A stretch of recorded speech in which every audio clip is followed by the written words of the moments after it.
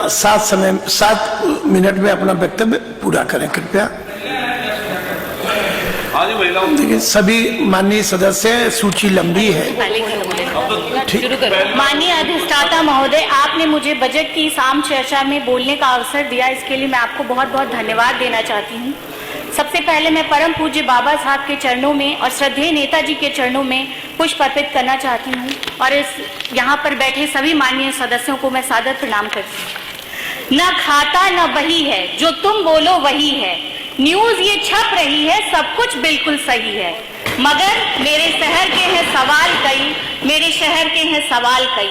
System का बुरा हाल क्यों, सच पर FIR क्यों, बुलडोजर की मार क्यों, झूठ की जय जयकार क्यों, निष्ठुर है सरकार क्यों, खाक हुए अरमान क्यों, परेशान है नौजवान क्यों, बेहाल है किसान क्यों, बनते हो अनजान क्यों, रैली ये आलिशान क्यों, ये दिखावा ये गुमान क्यों, होगा ये संयोग कब, बीतेगा ये होगा ये संयोग कब, बीतेगा ये शोक कब, समझोगे तुम लोग कब, मेरे शहर के हैं सवाल कई, मेरे शहर के हैं सवाल कई।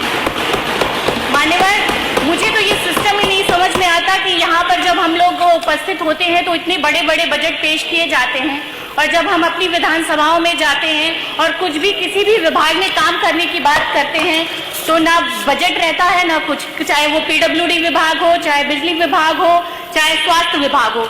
मान्यवर, मैं अपनी विधानसभा मेहनगर क्षेत्र की ग्राम सभा मुस्तफाबाद की एक घटना बताना चाहूंगी, जहां पर पिछले 6 महीने से ट्रांसफार्मर जला हुआ है। अब सब लोग सोच रहे होंगे 6 महीने से ट्रांसफार्मर जला है तो उसको बनवाया क्यों नहीं, क्योंकि हम थक चुके हैं उसको बनवाते बनवाते। जब लगवाते हैं वो फिर वापस से जल जाता है, फिर लगवाते हैं फिर।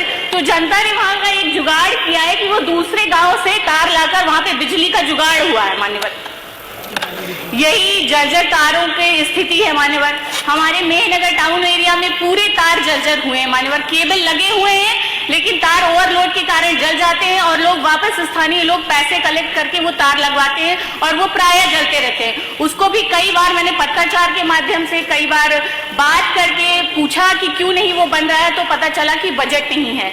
यही विद्युतीकरण, मान्यवर, आज के युग में जो सेल्फ क्लेम्ड अमृत काल है उसमें मान्यवर हमारे यहाँ अभी भी ग्राम सभा अयाई का एक राजघाट है, मान्यवर शमशान घाट है, वहां पर अभी तक विद्युतीकरण नहीं हुआ। एक बार मैं मान्यवर वहां पे गई, मृत्यु हो गई थी, रात में गई घाट पे, वहां पे लाइट ही नहीं थी। लोगों ने मुझसे कहा कि विधायक जी लाइट लगवा दीजिए। मैंने कहा मैं बिल्कुल लगवा दूंगी।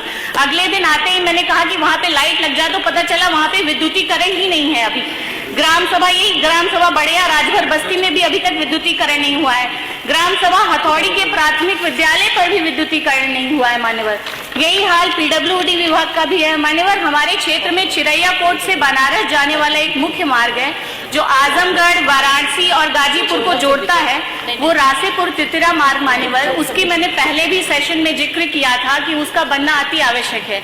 वो इतना खराब है मान्यवर, मैं फिर